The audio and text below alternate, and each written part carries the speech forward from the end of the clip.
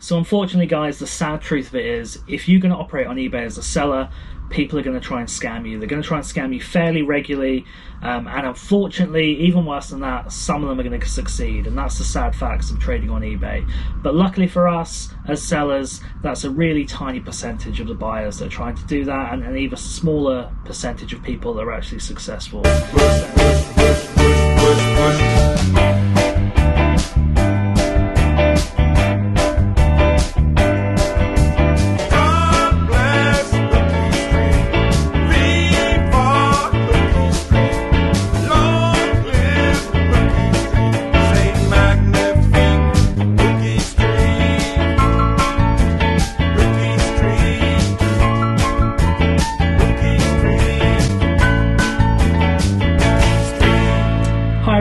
Welcome back, my name is Jim and this is Marlowe's Independent Traders, and welcome back to the Reselling for Beginners series. This is a series of videos aimed at people that are either thinking of starting out or have recently started as an eBay reseller.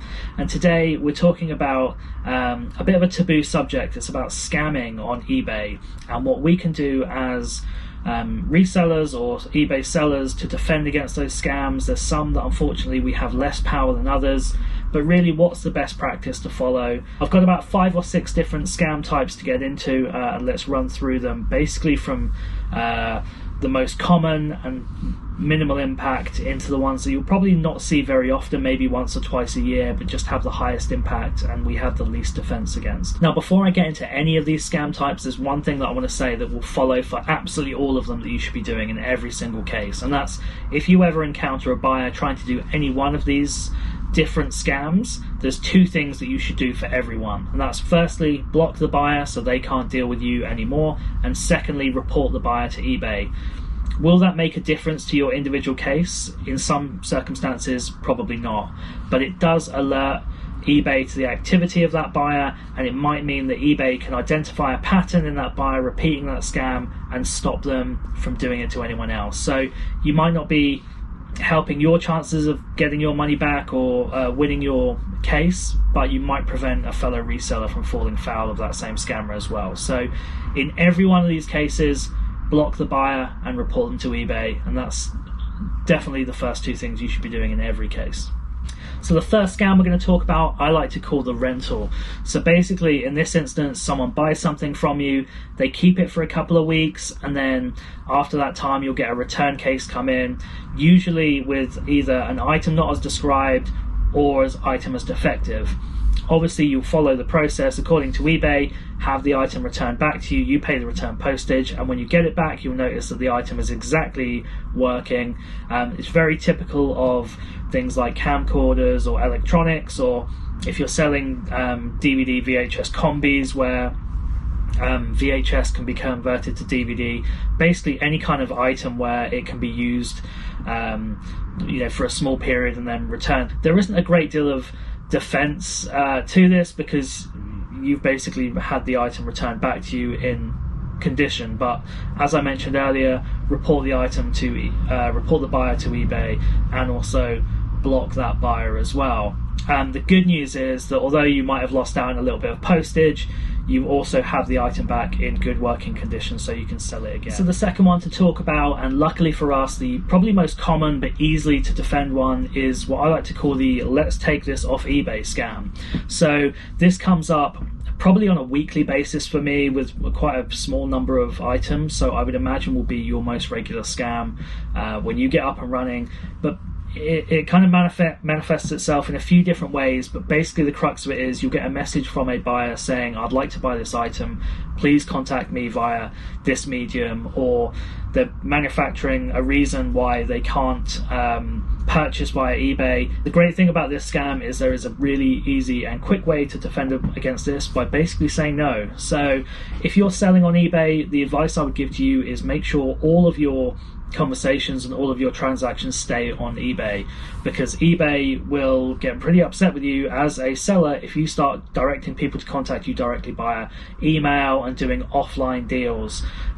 So not only are you at risk of becoming victim of a scam, eBay will also take a pretty dim view of you if you are engaging with people off eBay, because ultimately you might be conducting deals outside of their domain and therefore basically avoiding paying final value fees. So, okay, scam number 3. I like to call this one the feedback extortion, and it's typically linked with item not described, or quite often, if you accept best offers, if you've had a quite laboured back and forth over a price agreement with a buyer, this is when I tend to find that these things rear their ugly heads.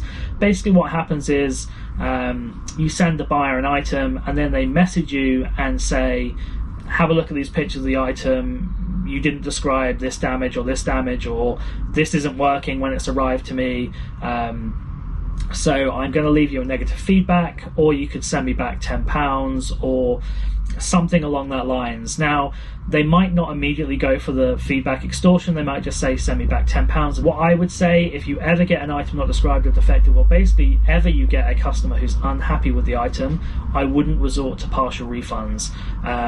My kind of rule of thumb on this is that if ever a customer is not happy, I say not a problem at all, raise the case with eBay, I'll gladly pay for the return postage, you can send it back, and I'll give you a full refund. That's the rule I take, because there are times where this is genuine, where you might have made a mistake in listing it or not spotted some damage, and not all of these are totally nefarious scams, because typically people won't lead out with that feedback extortion line. So but what I do to cover myself is, as soon as anyone raises an issue with the item, when it arrives with them, I say, look, my apologies, that's not a problem at all. eBay has a really rigorous safety procedure in there to protect buyers, so let's follow that to the absolute letter. You raise a case with eBay and I'll give you a full refund, and you can find another one better to your liking elsewhere. The good news is that it's worked for me 100% of the time, where people have threatened negative feedback that I've never had it even applied, or on one occasion had to have it removed. But as I mentioned, if you follow the eBay procedure to the letter, you might be a few quid out of pocket, but it means that you don't have to kind of give in to people's extortion. And I think if people get away with it once, they're more likely to do it to their fellow resellers. So I also choose to do that, to ask people to return items on that basis, because I think if people are willing to extort me, they're probably going to do it on every purchase they make off eBay, which is going to affect you or you other lovely resellers out there. Okay, this is quite a common one, number 4 scam, which is called the delivery address swap. Again, unfortunately quite a common scam, and compared to other common scams such as the let's take this off eBay, it actually has a high consequence level if you send an item to a different address, and it's relatively common because a lot of people forget to put in a different address, if they share two different addresses, or they want it delivered to a partner's address or something like that, or a family member's address where they're going to be staying, which has happened a lot, I found, over lockdown. In the instance where you get a message from a buyer where they say, I've just bought this item, please deliver it to this address instead, what I would say to that buyer is, I'm going to cancel the transaction, I'm going to relist the item, please purchase the item again with the correct address listed as part of your details. And if you do that, although it can be a little bit laborious for the buyer, they might threaten they don't want to buy the item anymore. Typically those are the red flags you're saying that you're being scammed. Most honest, genuine buyers who have made a mistake will be happy to go through those extra few steps if they genuinely want the item for the right reason. Yeah, easy one to defend against. It just means that you do have to sometimes request this of buyers, and buyers can be a little bit demanding, but you always have the fact that it's eBay policy to send it to that address to fall back on. So just hide behind that policy and say that unfortunately there are some people out there that have done this to me before that have caused me to lose money, so here's why I follow eBay's policy to the letter. I'm sure you can understand. If people get difficult with you, they're probably not a genuine buyer, or they're worth just blocking anyway. Okay, number 6, I think it is it 5 or 6? I've forgotten already, I'm only counting to 6. Scam, which is probably the most infuriating. It's what I call the switcheroo. So you'll see this in a few different guises, but basically the premise of it is, you sell an item, you send it out, and then you have a return case opened and you get a box back with something other than you sent out in that original box. So that might be that you've sent an item out working and it's come back broken. It might be that you've sent out an item and you get sent back an empty box, Or it might be you send out an item and you get sent back something completely different and worthless in that box. Basically, you're sending an item to a buyer, they're raising a case, then sending you back something different and keeping your item, or sending you back a defective one. It's not horrifically common, but it is very annoying because it can be quite expensive. Obviously, you lose out on the item price, plus you lose out on both ends of postage. So financially, it's probably got the most impact. Annoyingly, in terms of defending against this, there isn't a great deal you can do. You will read, if you've ever encountered this scam before, or you've heard people talk about this, you will hear there's a lot of kind of conspiracy theories about things you can do to defend against this scam. So some people have suggested making markings with a UV pen on an item to prove it's there. Some people have suggested putting things like security seal tapes on those items or on the box to make sure it gets returned sealed or it's the same item. Other people have suggested videotaping yourself putting the item into the box, sealing it, and videotaping it being taken out when it's returned. To be really frank, none of those things are going to help you, because ultimately, if you take a look at it from eBay's point of view as the party that are arbitrating on the case, they have no proof that you haven't videotaped yourself putting that item into the box, then taken it out again and switched it out, right? So there's no way as a distant seller you can provide empirical evidence to eBay that it's the same item. Those kind of evidence aren't things that eBay rely on, and typically eBay will just side with the buyer on 100% of cases because they have buyer protection and because you can't provide that evidence. In fact, I had this a few months ago, and eBay basically said to me that the way eBay look at this is, as soon as you've sent something out to a buyer, if they want to return it either as defective or not as described and send something back to you, and there's a record of it coming back to you as a seller, eBay will automatically refund the buyer. So whether that's an empty box, a brick, or something completely different, defective, whatever it is, eBay will return it because they have a record that something has been returned back to you, regardless of what it is. The lucky thing is that I don't think buyers realize how powerful the position they have, because, as I said, it's not a horrifically common scam, luckily. The other thing that I would say again is make sure that your reselling margin can accommodate the occasional scam, because unfortunately this one is one that succeeds more often than it doesn't.